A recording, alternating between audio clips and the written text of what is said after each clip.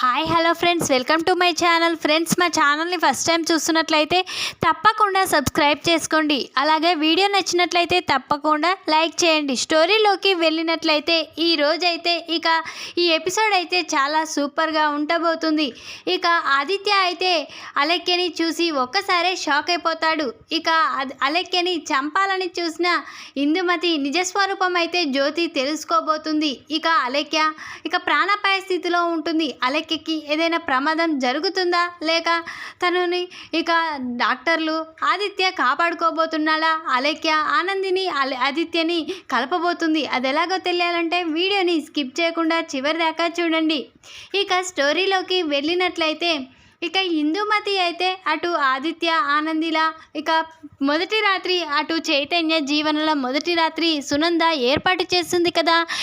ఇందుమతి అయితే జీవనకి ఏమైనా చైతన్యకి మాత్రమే శోభనం జరగాలని, ఆనందికి ఈ శోభనం జరగకూడదని చాలా ఆశలతో ఉంటుంది కదా. ఎలాగైనా వాళ్ళ శోభనాన్ని ఆపేయాలి, ఎలాగ ఆపేయాలి అని ఆలోచిస్తూ ఉంటుంది. అప్పుడే ఇద్దరిని రూమ్లోకి పంపించేశారు. అది గమనించిన ఇందుమతి చాలా టెన్షన్ పడుతూ ఉంటుంది. ఇదేంటి, ఏది జరగకూడదు అనుకుంటున్నానో అదే జరుగుతుంది. ఆనందిని ఆదిత్యని రూమ్లోకి పంపించేశారు. ఇప్పుడు శోభనం జరిగిపోతుంది. లేదు, అలా జరగకూడదు, ఏం చేసే ఆగుతుంది ఈ శోభనం అని అటు ఇటు చాలా కోపంగా తిరుగుతూ ఉంటుంది. అప్పుడే పద్మమ్మ అక్కడ కూర్చొని ఉంటుంది. పద్మమ్మ మీద ఏదైనా ప్రయోగం చేస్తే ఖచ్చితంగా ఈ శోభనం ఆగిపోతుంది అని వెంటనే తన దగ్గర ఉన్న క్యాండిల్ని తీసుకొని వచ్చి తన కొంగుకైతే అంటిస్తుంది. అప్పుడే పద్మమ్మ కొంగుకి మంట అంటింది అని అరుస్తూ అందరూ రండి అని అరుస్తూ ఉంటుంది ఇందుమతి అయితే. అప్పుడే హైమ అది చూసి వెంటనే పద్మమ్మ కొంగుకున్న మంటని ఆర్పేసి ఏంటి పద్మమ్మ అంత నిర్లక్ష్యం అని అంటూ ఉంటుంది. అప్పుడే ఆనందిని ఇందుమతి పిలవాలి, ఆనంది ఆ బెడ్రూమ్ నుంచి బయటికి రావాలి, వాళ్ళ శోభనం ఆగిపోవాలనే ఇదంతా చేస్తుంది కదా ఇందుమతి. ఆనంది వాళ్ళని పిలుస్తూ ఉంటుంది. అప్పుడే హైమ అయితే ఏంటైమా ఇక్కడ ఏం ప్రమాదం జరిగిందని, పద్మమ్మకి ఏమీ కాలేదు కదా, నేను చూశాను కాబట్టి ఇప్పుడు పద్మమ్మ మంచిగానే ఉంది కదా, ఎందుకు వాళ్ళ ఆనందాన్ని చెడగొట్టాలని చూస్తావు, లేదు ఆనందిని పిలవకు అని వార్నింగ్ అయితే ఇస్తూ ఉంది హైమ అయితే ఇందుమతికి. ఇందుమతి అయితే నేను వేసిన ప్లాను చెడిపోయింది, ఇప్పుడు ఈ హైమావతి రాకపోతే ఖచ్చితంగా ఈ పద్మమ్మకి ప్రమాదం జరగబోతుండగా ఆనంది బయటికి వచ్చేది. పద్మమ్మ అంటే ఆనందికి ఇష్టం కాబట్టి బయటికి వచ్చేది, శోభనం ఆగిపోయేది ఈరోజు. సమయానికి ఈ హైమ వల్లనే ఇదంతా జరిగింది అని ఇందుమతి అయితే చాలా కోపంతో ఉంటుంది. మరి ఏం చేయాలి, ఈ ప్లాన్ కూడా వర్కౌట్ కాలేదు, మళ్ళీ ఏం చేయాలి అని ఎలాగైనా ఈ శోభనాన్ని ఆపేయాలి, జీవనకి చైతన్యకి మాత్రమే జరగాలి, వాళ్ళు మాత్రమే పిల్లల్ని ఇవ్వాలి, ఈ ఇంటి వారసుల్ని ఇవ్వాలి అని ఇందుమతి ఆనంది ఆదిత్య సంతోషాన్ని దూరం చేయాలని, ఏం చేయాలని ఆలోచిస్తూ ఉంటుంది. అటువైపు అలేఖ్య అయితే తనని ఎవరు పట్టించుకోవడం లేదని, తనని బావని కలవనివ్వడం లేదని పెరట్లో కూర్చొని నేను ఈరోజు భోజనం చేయను, ఈరోజు ఎవరు పిలిచినా పలకను అని చాలా కోపంతో అలేఖ్య అయితే సోఫాల నుంచి ఇంట్లోకైతే వెళ్ళి ఒంటరిగా మెట్లపై కూర్చొని చాలా దిగులుగా బుంగమూతి పెట్టుకొని కూర్చుంటుంది. నన్ను ఎవరు పట్టించుకోవడం లేదు, నన్ను ఎవరు అక్క దగ్గరికి పంపించడం లేదు, బావగారితో మాట్లాడనివ్వడం లేదు, నన్ను ఎవరు నాతో మాట్లాడకపోవడం వల్ల నేను ఎవరితో మాట్లాడను, నేను వాళ్ళు పిలిచినా పలకను, ఈరోజు మాత్రం భోజనం కూడా చేయను అని చాలా కోపంతో అలేఖ్య మెట్లపై కూర్చొని అలాగే ఒంటరిగా కూర్చొని ఉంటుంది. అప్పుడే ఇందుమతి అక్కడే పైన అటు ఇటు తిరుగుతుంది కదా. ఒకవైపుగా అటు ఉన్న అలేఖ్యని చూస్తుంది. అలేఖ్యని చూసి ఒక్కసారి షాక్ అయిపోతుంది. అవును, తను దివ్య కదా, ఆ దివ్యని వెనకాల నుండి మెట్లపై నుంచి తోసేస్తే కింద పడుతుంది, తనకి గాయమవుతుంది. ఆ విధంగానైనా ఆనంది ఆదిత్యలు రూమ్లోంచి బయటికి వస్తారు. శోభనం అయితే ఈ విధంగా ఆగిపోతుంది కదా, మంచి ప్లాను, ఈ దివ్య మీద ప్రయోగిద్దాం. ఆనందికైతే దివ్య అంటే ప్రాణం, దివ్యకి ఏదైనా అయితే ఖచ్చితంగా తన సంతోషాన్ని వదులుకుంటుంది అని ఇక ఇందుమతి అయితే ఆలోచించి వెంటనే ఈ దివ్యని ఈ మెట్లపై నుంచి తోసేయాలి అని ఇక అనుకొని ఇక చిన్నగా నెమ్మదిగా ఎవరికంట పడకుండా అటు ఇటు చూసుకుంటూ మెట్లపై దగ్గరికి వస్తుంది ఇందుమతి. ఇక అక్కడే కూర్చున్న దివ్యనైతే మెట్లపై నుంచి గట్టిగా తోసేస్తుంది. అక్కడికక్కడే కుప్పగూలి మెట్లపై నుంచి కింద పడిపోతుంది. ఇక దివ్యకైతే ఇక తలకి బాగా గాయమయ్యి బ్లడ్ అంతా ఇక తనకి ఇక తల మొత్తం ఇక బ్లడ్తో నిండిపోతుంది. వెంటనే ఇక అందరూ హాల్లోకి అమ్మ అని దివ్య అరవడంతో హాల్లోకి వస్తారు. అప్పుడే ఇక జ్యోతి హైమావతి అయితే చాలా కంగారు పడుతూ ఏం జరిగింది, దివ్యకి ఏం జరిగింది, దివ్య ఏంటి ఇలా తల పగిలింది, మెట్లపై నుంచి పడిందా అని ఇక కంగారు పడుతూ వెంటనే అత్తయ్య గారు ఇక దివ్యని హాస్పిటల్కి తీసుకువెళ్ళాలి అని ఇక అరుస్తూ ఉంటుంది జ్యోతి అయితే.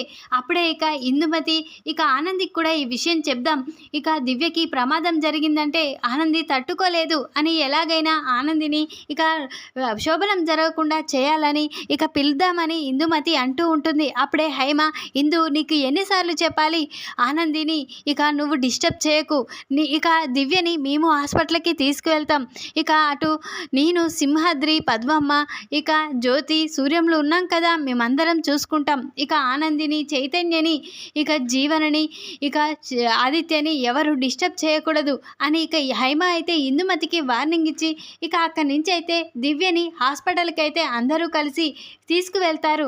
ఇక అందరూ హాస్పిటల్లో దివ్యని ట్రీట్మెంట్ జరిపిస్తూ ఉంటారు. అప్పుడే ఇక ఒంటరిగా ఉన్న ఇక వాళ్ళ శోభనాన్ని ఆపేయాలని ఇందుమతి అనుకుంటుంది కదా. ఇక ఇందుమతి మాత్రం హాస్పిటల్కి వెళ్లకుండా ఇక ఎలాగైనా ఈ విషయం ఆనందికి చెప్పాలి అని ఇక ఆనంది రూమ్ దగ్గరికి వెళ్తుంది. ఇక గడియ కొడుతూ ఉంటుంది. అప్పుడే ఆనంది, ఇదేంటి ఈ టైంలో ఎవరో గడియ కొడుతున్నారు అని ఇక ఆనంది ఇక రూమ్ ఇక డోర్ అయితే తీస్తుంది. అప్పుడే ఇక ఏంటి పెద్దమ్మ గారు ఏం జరిగింది అని ఇక అంటూ ఉంటుంది ఇక ఆనంది అయితే. అప్పుడే ఏంటి ఆనంది నువ్వేంటి సంతోషంగా ఉన్నావు, ఇంట్లో ఇంతగా బాధపడుతుంటే ఇంట్లో వాళ్ళంతా ఆ దివ్యకి తలకి గాయమైంది, తను బాగా బ్లడ్ పోవడంతో ఇక అందరూ హాస్పిటల్కి తనని హాస్పిటల్లో అడ్మిట్ చేశారు, నువ్వు మాత్రం ఏమీ తెలియనట్లు ఇంకా రూమ్లోనే ఉన్నావేంటి అని ఇక ఇందుమతి ఆనందికి చెప్పగానే ఆనంది షాక్ అయిపోతుంది. ఏంటి చిన్నమ్మగారు ఏం మాట్లాడుతున్నారు, దివ్యకి తలకి గాయం కావడం ఏంటి, అసలు దివ్యకి ఏం జరిగింది అని ఇక ఆనంది అడుగుతూ ఉంటుంది. అప్పుడు ఇందుమతి, అవునే తను మెట్ల మించి పడింది, తలకి గాయమైంది, అందరూ తనని హాస్పిటల్కి తీసుకువెళ్లారు, ఈ విషయం నీకు చెప్పలేరా అని ఇందుమతి అడుగుతూ ఉంటుంది. లేదు చిన్నమ్మ నేను ఇప్పుడే వెళ్తాను అని ఇక ఆనంది, ఇక ఆదిత్య గారు దివ్యకి తలకి గాయమైందంట, హాస్పిటల్లో అడ్మిట్ చేశారు, మనకి ఈ విషయం చెప్పలేదు, ఇక మనం బాధపడతామని మనం ఇప్పుడే హాస్పిటల్కి వెళ్ళాలి, నేను వెళ్తాను ఆదిత్య గారు అని ఇక ఆనంది ఆదిత్యని అడుగుతూ ఉంటుంది.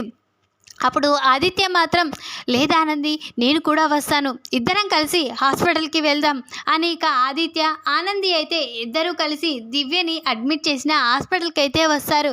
అప్పుడే జ్యోతి సూర్యం సింహాద్రి పద్మమ్మ హైమ అందరూ ఇక ఆదిత్య వైపు ఆనంది వైపు చూసి, ఏంటి ఆనంది ఏంటి ఆదిత్య మీరెందుకు ఇలా వచ్చారు, ఇక దివ్య కోలుకున్నాక మేమే తీసుకువస్తాం కదా, ఎందుకు మిమ్మల్ని డిస్టర్బ్ చేయొద్దనే ఇక మేము వచ్చాము, కానీ మీరేంటి ఇలా వచ్చారు అని అంటూ ఉంటుంది హైమ అయితే. అయినా మీకు ఎలా తెలిసింది దివ్యకి ప్రమాదం జరిగిందని అని ఇక హైమ అడుగుతూ ఉంటుంది. చిన్నమ్మగారు పెద్దమ్మగారు నాకు చిన్నమ్మగారు చెప్పారు, ఇందు అమ్మగారు చెప్పారు, ఇక అందువల్లనే మేము హడావిడిగా ఇక్కడికి వచ్చాము అని ఇక ఆనంది అయితే అంటూ ఉంటుంది. ఇక దివ్యకి ఏదైనా ప్రమాదం జరిగితే ఇక చాలా నష్టం కలుగుతుంది, తను కోలుకోవాలి ఇక అని కుమిలిపోతూ ఉంటుంది ఆనంది అయితే. అప్పుడే ఇక హైమ, నీకు చెప్పొద్దని ఎన్నిసార్లు చెప్పినా ఆ ఇందు వినదా అని ఇక హైమ అంటూ ఉంటుంది. అప్పుడు ఇక ఆనంది అయితే, లేదమ్మగారు నేను దివ్యని చూసుకోవాలి, దివ్యని చూసుకునే బాధ్యత నాది కదా, ఇక నాకు తెలియకుండా ఎందుకు దాచిపెట్టారు, నేను కూడా ఆ సమయానికి వద్దును కదా, ఇప్పుడు దివ్యకి ఎలా ఉంది అని ఇక అడుగుతూ ఉంటుంది ఆనంది అయితే. అప్పుడే హైమావతి జ్యోతి అయితే, దివ్య ఇక హాస్పిటల్లో ట్రీట్మెంట్ పొందుతుంది, ఇక ఐసీయూలో వేశారు, డాక్టర్ గారు ఇంతవరకు బయటికి రాలేదు, ఏ విషయం చెప్పలేరు అని జ్యోతి హైమావతి ఇక పద్మమ్మ సింహాద్రులు అంటూ ఉంటారు. అప్పుడే ఇక ఆనంది అయితే వెంటనే నేను దివ్యని చూడాలి అని ఇక అంటూ ఉంటుంది. అప్పుడే ఇక దివ్యని చూడడానికి ఇక ఐసీయూలోకి అయితే వెళ్తూ ఉంటుంది. అప్పుడే ఇక ఆదిత్య, ఆనంది నేను కూడా వస్తాను, దివ్యని నేను కూడా చూస్తాను అని ఇక ఆదిత్య అనగానే సరే పదండి ఆదిత్య గారు అని ఇక ఆనంది ఆదిత్యలు ఇద్దరు ఐసీయూలో ఉన్న దివ్య దగ్గరికి వస్తారు. అప్పుడే ఇక ఆనంది అయితే దివ్యని చూస్తూ బాగా బాధపడుతుంది. దివ్య, నీ కోసం నేను ఎంతగానో చేశాను. నువ్వు కోలుకున్నాక మీ వాళ్ళకి అప్పగించాలనుకున్నాను, కానీ ఆ సమయానికి ప్రమాదం జరిగింది. నువ్వు తిరిగి కోలుకోవాలి, సంతోషంగా ఉండాలి, మీ తల్లిదండ్రుల దగ్గరికి నిన్ను పంపించాలి, నీ గతం గుర్తుకు వచ్చాక అనుకుంటున్నాను. కానీ మళ్ళీ ఈ ప్రమాదం జరగడం ఏంటి, ఇది దేనికి దారితీస్తుంది అని ఇక ఆనంది అయితే కుమిలిపోతూ ఉంటుంది. అప్పుడే ఇక ఆదిత్య, ఆనంది ఎక్కడుంది దివ్య అని అడుగుతూ ఉంటాడు. అదిగో అక్కడుంది దివ్య, దివ్యకి కోలుకునే పరిస్థితి నాకు కనిపించడం లేదు ఆదిత్య గారు, నాకు భయంగా ఉంది, అటు చూడండి అని ఇక ఆనంది అయితే ఆదిత్యకి దివ్యని చూపిస్తుంది. వెంటనే ఆదిత్య అలేఖ్యను చూసి షాక్ అయిపోతాడు. అలేఖ్య అని గట్టిగా అరుస్తాడు. అప్పుడే ఆనంది, ఏంటి ఆదిత్య గారు, తన పేరు దివ్య అని మనం పెట్టాం కదా, అలేఖ్య అంటున్నారేంటి, తను అలేఖ్య కాదు కదా అని ఇక ఆనంది అంటూ ఉంటుంది. లేదా ఆనంది, తను అలేఖ్య, నేను ప్రేమించిన అమ్మాయి అని ఇక అంటూ ఉంటాడు ఆదిత్య అయితే. అప్పుడే ఏంటి ఆదిత్య గారు, మీరు ప్రేమించిన అమ్మాయి తనేనా, తన పేరు అలేఖ్యనా అని ఇక అంటుంది. అప్పుడే ఇక ఆదిత్య అయితే, అవునానంది, అలేఖ్యని నేను ప్రాణంగా ప్రేమించాను, పెళ్ళి కూడా చేసుకుందాం అనుకున్నాము. కానీ అదే సమయంలో నా కాళ్ళు ఇక పోవడం అలా జరగడం వల్ల తన తల్లిదండ్రులు నా నుంచి అలేఖ్యని దూరం చేశారు. కానీ అలేఖ్యని మర్చిపోలేకపోయాను. కానీ ఈ మధ్య ఇక అలేఖ్య తిరిగి రాదని, అలేఖ్యకి నేను ఎప్పటికీ దూరం అయిపోతున్నానని, ఇక అలేఖ్య వేరే వారికి సొంతమైందని ఇక నేను ఆ అగ్రిమెంట్ పేపర్ని చింపేసి నీతో కలిసి ఉండడానికి ఒప్పుకున్నాను. కానీ అలేఖ్య ఏంటి ఈ పరిస్థితిలో ఉండడం ఏంటి అని ఇక అరుస్తూ ఉంటాడు ఆదిత్య అయితే. అప్పుడే ఇక అలేఖ్యలో కదలికలు వస్తూ ఉంటాయి. వెంటనే ఆదిత్య, ఆనంది ఇద్దరు చాలా బాధపడుకుంటూ అలేఖ్య దగ్గరికి అయితే వస్తారు. అప్పుడే ఇక ఆదిత్య అయితే అలేఖ్య అని చేయిని తట్టుతూ ఉంటాడు. అప్పుడే ఇక అలేఖ్యకి ఆదిత్య గొంతు విని ఇక కళ్ళు తెరుస్తుంది. వెంటనే ఇక చాలా సీరియస్గా ఉన్న అలేఖ్య ఆదిత్యని చూసి ఆది అని అంటూ ఉంటుంది. అప్పుడే ఇక గతం అయితే గుర్తుకు తెచ్చుకుంటుంది అలేఖ్య అయితే. ఇక ఆదిత్యని చూసి ఆదిత్య అని ఇక చాలా బాధపడుతూ, నీకోసం నేను ఇక్కడికి వచ్చాను, కానీ నాకు ఇలా జరగడం నాకు అసలు అర్థం కావడం లేదు, నేను ఇప్పుడు చనిపోతానేమో అని భయంగా ఉంది, నీకోసం అని వచ్చాను అని ఇక అంటూ ఉంటుంది అలేఖ్య అయితే. అప్పుడే ఆనందిని చూసి అలేఖ్యకి చేసిన సేవలన్నీ గుర్తుకు చేసుకుంటూ ఉంటుంది అలేఖ్య అయితే. ఇక తను ప్రమాదంలో ఉన్నప్పుడు హాస్పిటల్లో అడ్మిట్ చేయడం, తనని కాపాడడం, తనని తీసుకువచ్చి ఇక తన చెల్లెలుగా పరిచయం చేయడం, తన అమ్మా నాన్నల దగ్గర చెల్లెలుగా ఇక పెరగడం, కన్న కూతురులా తన తల్లిదండ్రులు చూడడం అంతా అలేఖ్య గుర్తుకు చేసుకుంటుంది. వెంటనే ఆదిత్యని ఇక ఆనంది గురించి అడుగుతుంది. ఆదిత్య, తను ఎవరు అని అడుగుతూ ఉంటుంది. తను నా భార్య ఆనంది, తనని నేను పెళ్లి చేసుకున్నాను, ఇక అనుకోని పరిస్థితులలో పెళ్లి చేసుకున్నాను, నీకు కూడా పెళ్లి జరిగిపోయిందని అనుకున్నాను, కానీ నీకు పెళ్లి జరగలేదా అలేఖ్య, ఇక నువ్వు నా కోసం వచ్చావా అని ఇక ఆదిత్య అంటూ ఉంటాడు. అప్పుడే ఇక అవునాది, నేను నీ కోసమే పెళ్లి పీటల నుంచి వచ్చాను, కానీ ఇప్పుడు చూస్తే నా పరిస్థితి ఇలా ఉంది అని ఇక బాధపడుతూ ఉంటుంది అలేఖ్య అయితే. లేదు అలేఖ్య, నేను నిన్ను మర్చిపోలేను, నువ్వు నా మనసులో ఎప్పటికీ నీకు స్థానం ఉంటుంది, ఇక నుంచైనా నేను నీతోడే ఉంటాను అని ఇక ఉంటాడు ఆదిత్య అయితే. అప్పుడే అలేఖ్య, లేదు ఆదిత్య, నువ్వు ఆనంది యొక్క కలిసి ఉండాలి, మీ ఇద్దరు కలకాలం తోడుగా ఉండాలి, మీ ఇద్దరు పెళ్లి చేసుకున్నారు, తాళిగట్టిన బంధం ఉంది, ఇన్ని రోజులు నా స్వార్థం నేను చూసుకున్నాను, కానీ ఆనంది అక్క నాకు చేసిన సేవలు నాకు గుర్తుకు వచ్చాయి, ఇక నేను కొన ఊపిరితో ఉన్న నన్ను నువ్వు పెళ్లి చేసుకొని ఏమీ లాభం లేదు, ఇక నేను చనిపోయే స్థితిలో ఉన్నాను, కాబట్టి మీరిద్దరూ సంతోషంగా ఉండాలి, ఇక నా గురించి నువ్వు మర్చిపోవాలి, ఆనందితో నువ్వు ఆనంది అక్కతో సంతోషంగా ఉండాలి అని ఇక ఆదిత్య ఆనందిని కలిపేసి ఇక అలెక్య అయితే కన్ను మూసేస్తుంది.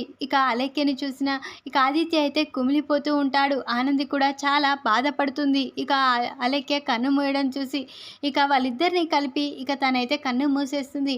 ఇక అది వెంటనే డాక్టర్లు బయటికి వచ్చి ఇక అలెక్య లేదని కానరాని స్థితికి వెళ్ళిపోయిందని డాక్టర్లు చెప్పడంతో ఇక అందరూ చాలా బాధపడుతూ ఉంటారు. అయినా ఇక ఈ జ్యోతి, సూర్యం, హైమ అందరూ ఇక ఇంటికైతే వెళ్ళిపోతారు. చాలా బాధపడుతూ ఉంటారు అదే తలుచుకుంటూ. ఇక ఆదిత్య కూడా అలెక్యని తలుచుకుంటూ కుమిలిపోతూ ఉంటాడు. అప్పుడే ఇక ఆనంది, ఆదిత్య గారు, అలెక్య దేవుని దగ్గరికే వెళ్ళిపోయింది, ఎక్కడికి వెళ్ళిపోలేదు.